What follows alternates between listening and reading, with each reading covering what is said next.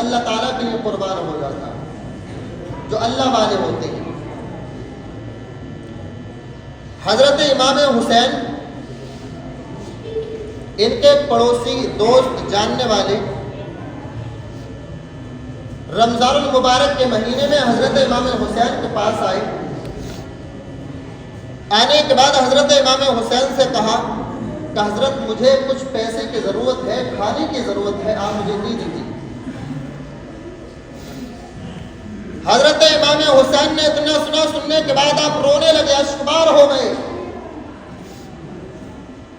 آپ کے دوست نے کہا حضرت اگر آپ کے پاس نہیں ہے تو کوئی ضرورت نہیں، آپ نہ دیجیے، لیکن رونے کی وجہ کیا ہے، آپ رو کیوں رہے ہیں؟ تو حضرت امام حسین نے فرمایا میں اس لیے نہیں رو رہا ہوں کہ میرے پاس دینار نہیں ہے، میں اس لیے نہیں رو رہا ہوں کہ میرے پاس دولت نہیں ہے، سب کچھ ہے، لیکن میں اس لیے رو رہا ہوں میرا پڑوسی غریب ہے، اس کے پاس کھانے کے پیسے بھی نہیں ہیں۔ حضرت امام حسین اس پر افسوس ہوئے، اشکبار ہوئے، رونے لگے کہ میرا دوست، میرا پڑوسی، اس کو کھانے کی ضرورت ہے، پیسے کی ضرورت ہے، اور مجھے پتہ تک نہیں۔ اتنی سی بات پر حضرت امام حسین روئے، اشکبار ہو گئے۔ ذرا سوچیں آج کتنے لوگ ہیں جو غریبوں کی امداد کرتے ہیں، کتنے لوگ ہیں جو غریبوں کا سہارا بنتے ہیں۔ بلکہ آج اگر آپ لوگوں کو دیکھیں گے تو لوگ دوسری کی بیٹیوں کی جب شادی ہوتی ہے تو کھڑے ہو کر تماشا دیکھتے ہیں کیسے اپنی بیٹی کی شادی کرے گا۔ لوگوں ایسا نہ کیا کرو، یہ زندگی مختصر ہے، چھوٹی سی زندگی ہے، 50-60 سالہ زندگی ہے، یہاں سے چلے جاؤ گے، کچھ لے کر کے نہیں جاؤ گے۔ کیوں ایک دوسرے کے ٹانگ کھینچنے میں لگے ہوئے ہو؟ کیوں ایک دوسرے سے آگے بڑھنے میں لگے ہوئے ہو؟ اگر ایک دوسرے سے آگے بڑھنا ہے تو نیکیوں میں آگے بڑھو۔ صحابہ دولت کی تکرار نہیں کرتے تھے، بلکہ صحابہ نیکیوں کی تکرار کرتے تھے۔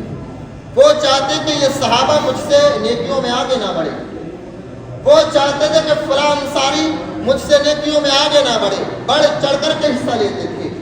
اگر کسی نے 5000 دیے تو وہ 10,000 دیتے تھے۔ اگر کسی نے غریب کو کھانا کھلایا تو صحابہ سوچتے تھے اس نے 2 کو کھلایا، میں 4 کو کھلاؤں گا۔ تو یہ ہمارے صحابہ کا طریقہ رہا ہے۔ تو ذرا سوچو مسلمانوں، پھر ہمیں کیسا ہونا چاہیے؟ آج ہم کس کا طریقہ اپنا رہے ہیں؟ آج ہم کس کے راستے پر چل رہے ہیں؟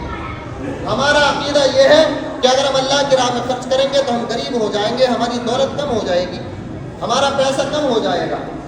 لیکن اللہ تعالیٰ نے تو پہلے ہی کہہ دیا شیطان یعیدکم الفقر، اے لوگوں شیطان تم کو ڈرائے گا، تم کو لالچ دے گا۔ شیطان کہے گا یعیدکم الفقر، اے لوگوں تم اللہ کی راہ میں صدقہ کرو گے، خرچ کرو گے، تم غریب ہو جاؤ گے۔ لیکن اللہ کی راہ میں دینے سے کبھی کمی نہیں آتی۔ آؤ مسلمانوں میں آپ پہ عاشق رسول کی بات بتا دوں۔ جو سخی ہوتے ہیں نا، سخی دولت مند ہوتے ہیں، جو اللہ تعالیٰ کی راہ میں خرچ کرتے ہیں، جو اللہ کی راہ میں خرچ کرتے ہیں، نبی نے فرمایا وہ اللہ کا دوست ہوتا ہے۔ سبحان اللہ۔ نبی نے کیا فرمایا؟ جو امیر لوگ ہوتے ہیں نا، امیر دولت مند، کنجوس نہیں، دولت بھی ہو اور دولت ہونے کے بعد سخاوت دار بھی ہو، خرچ کرنے والا بھی ہو، اللہ تبارک و تعالیٰ کے نبی نے فرمایا وہ اللہ کا دوست ہے۔ اور جو سخاوت دار ہوتے ہیں اس کے بارے میں فرمایا گیا وہ لوگوں کا ہی چہیتا ہوتا ہے، لوگ اس سے محبت کرنے والے ہوتے ہیں، وہ جنت کے بھی قریب ہوتا ہے، اللہ کے بھی قریب ہوتا ہے۔ فرمایا جو سخاوت دار انسان ہوتا ہے اللہ بھی اس کے قریب ہوتا ہے، دنیا بھی اس کے قریب ہوتی ہے۔ اور جو کنجوس ہوتا ہے اللہ بھی اس سے دور ہوتا ہے، جہنم قریب ہوتی ہے اس کے، اور لوگ بھی اس سے دور ہوتے ہیں۔ تو لوگوں ہمیں کنجوس نہیں بننا، ہمیں سخاوت دار بننا ہے۔ اگر اللہ تبارک و تعالیٰ نے اگر ہمیں 10 روپے دیے ہیں تو انشاءاللہ تعالیٰ 10 میں سے 5 خرچ کرنے کی کوشش کریں۔ آؤ میں ایک بات بتا کر کے اپنی بات ختم کروں، محبت سے بولا آپ حضرت سبحان اللہ۔ بات سمجھ میں آ رہی نا آپ لوگوں کے؟ تو ذرا محبت سے بولا یا رسول اللہ۔ حضرت عمر بن عبداللہ رضی اللہ تعالیٰ عنہ میرے حضور کے بڑے پیارے اور چہیتے صحابی، بیان کرتے ہیں کہ میرے حضور کے پاس 10 درہم تھے. کتنے درہم؟ 10 درہم میرے نبی کے پاس. ویسے تو سب کچھ ان کا ہے, ساری کائنات ان کی ہے, لیکن ظاہری طور پر مالک کونین ہیں وہ پاس کچھ رکھتے نہیں. مالک کونین ہیں وہ پاس کچھ رکھتے نہیں. دو جہاں کی نعمتیں ہیں ان کے خالی ہاتھ نہیں. دو جہاں کی نعمتیں ہیں ان کے خالی ہاتھ نہیں. سب کچھ ان کے اختیار میں ہے. ساری کائنات کا اللہ تعالیٰ نے ان کو مالک و مختار بنا کر کے بھیجا ہے, لیکن ظاہری طور پر ان پر صرف 10 درہم. کتنے؟ 10 درہم. 10 درہم میرے نبی کے پاس. اب میرے نبی 10 درہم لے کر کے ایک لباس خریدنے کے لیے, ایک کپڑا خریدنے کے لیے میرے حضور مارکیٹ پہنچے, ایک بازار پہنچے, اور پہنچنے کے بعد میرے حضور نے 4 درہم کا ایک لباس خریدا. کتنے درہم کا؟ 4 درہم کا میرے نبی نے ایک لباس خریدا. اب لباس خریدنے کے بعد میرے نبی جیسے چلنے لگے تو چلتے ہی ایک انصار صحابی ملے. میرے حضور کا انہوں نے لباس دیکھا, کپڑا دیکھا. دیکھنے کے بعد حضور سے کہنے لگے انصار صحابی, یا رسول اللہ آپ کا کپڑا بڑا اچھا ہے, یا رسول اللہ یہ کپڑا مجھے بڑا اچھا لگ رہا ہے, آپ یہ کپڑا مجھے دے دیجیے. تو رسول صلی اللہ تعالیٰ علیہ وسلم مسکرائے, خوش ہو گئے. یہ شان ہے حضور کی. اگر ہم سے کوئی مانگے تو مانگنے سے پہلے منہ ٹیڑھا ہو جاتا ہے. بلکہ آج کوئی مہمان ہمارے گھر پہ آ جائے تو ہم سوچتے ہیں یار ہو نہ ہو یہ کچھ نہ کچھ مطلب سے آ رہا ہے, اس میں مطلب پہلے ہی جوڑ دیتے ہیں. لیکن مہمان اپنی قسمت کا رزق لے کر کے آتا ہے.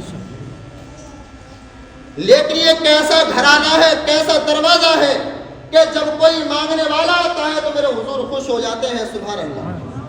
میرے حضور مسکرائے, خوش ہو گئے. کہا کیا بات کر دی صحابہ, تمہیں یہ کپڑا چاہیے نا؟ میرے حضور 4 درہم کا لے کر کے آئے تھے, کپڑا میرے حضور نے اتار کر کے دے دیا, لیجیے. میرے حضور نے وہ 4 درہم کا کپڑا لیا تھا, وہ انصار صحابی کو دے دیا. انصار صحابی کو دینے کے بعد اب بچے کتنے؟ 6 درہم میرے نبی کے پاس بچے. پھر میرے حضور بازار گئے, پھر 4 درہم کا کپڑا خریدا. آپ پھر گھر کی طرف واپس ہونے لگے. جب میرے حضور گھر کی طرف واپس ہوئے تو راستے میں ایک عورت روتی ہوئی میرے حضور کو ملی. میرے حضور نے فرمایا, اے عورت تو روتی کیوں ہے, رونے کی وجہ کیا ہے, آنسو کیوں بہا رہی ہے؟ اس عورت نے کہا, اس وقت غلام ہوتی تھی نا, غلام.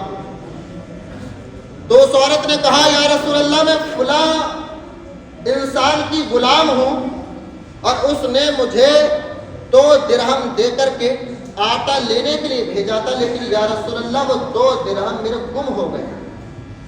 یا رسول اللہ میرے وہ 2 درہم کھو گئے ہیں, مل نہیں رہے ہیں.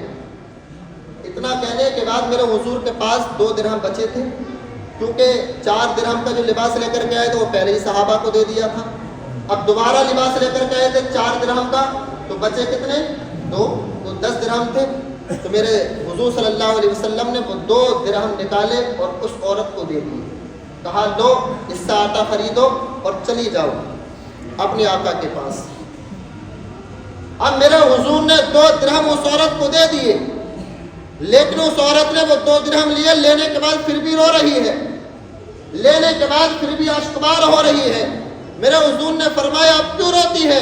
کہا, یا رسول اللہ اس لیے رو رہی ہوں, کافی وقت ہو گیا ہے, اگر میں آپ آٹا لے کر کے جاؤں گی تو وہ مجھ کو مارے گا, یا رسول اللہ وہ مجھ پر سختی کرے گا. اب میرے حضور کی شان دیکھیں. میرے حضور نے فرمایا, عورت تجھے گھبرانے کی ضرورت نہیں ہے, چل میں تیرے آقا کے پاس چلتا ہوں. سبحان اللہ. یار جس کے پاس تمام نبیوں کے سردار چلے پھر اس کی شان کی عالم کیا ہوگا. میرے حضور نے فرمایا تجھے گھبرانے کی ضرورت نہیں, چل میں تیرے آقا کے سامنے چلتا ہوں. اب اس عورت نے 2 درہم کا آٹا لیا, میرے حضور اس کے ساتھ چل رہے ہیں. گھر پہنچے, دروازے پر دستک دی. میرے حضور نے دروازے پر کھڑے ہو کر سلام کیا, السلام علیکم. آواز نہیں آئی. اور وہ جو گھر تھا وہ گھر ایک مسلمان کا گھر تھا, ایک ایماندار, ایمان رکھنے والا, اللہ کو ماننے والا مسلمان کا گھر تھا. میرے حضور نے ایک بار سلام کیا, سلام کا جواب نہیں آیا. دوسری مرتبہ میرے حضور نے سلام کیا, سلام کا جواب نہیں آیا. اور میرے حضور کا یہ طریقہ تھا. لوگوں میں آپ کو طریقہ بھی بتا دوں, جب کسی کے گھر جایا کرو تو حضور کے اس طریقے کو اپنایا کرو. جب میرے حضور کسی کے گھر جاتے تو صرف 2 مرتبہ سلام کرتے، تیسری مرتبہ سلام کرنے کے بعد میرے حضور واپس ہو جاتے، اس کے بعد میرے حضور پھر سلام نہیں کرتے۔ یہ میرے حضور کا طریقہ رہا ہے۔ اب میرے حضور نے 2 مرتبہ سلام کر لیا، تیسری مرتبہ سلام کیا تو سارے گھر والوں نے ایک ہی بار میں کہا وعلیکم السلام ورحمۃ اللہ، سبحان اللہ۔ سارے گھر والوں نے ایک ساتھ جواب دیا حضور وعلیکم السلام۔ حضور نے فرمایا لوگوں گھر والوں ذرا بتاؤ تو صحیح، میں نے پہلے 2 مرتبہ سلام کر دیا تھا لیکن تم نے سلام کا جواب کیوں نہیں دیا؟ تو کہا یا رسول اللہ سلام کا مطلب کیا ہے؟ کہا سلام کا مطلب یہ ہے کہ تم پر سلامتی ہو۔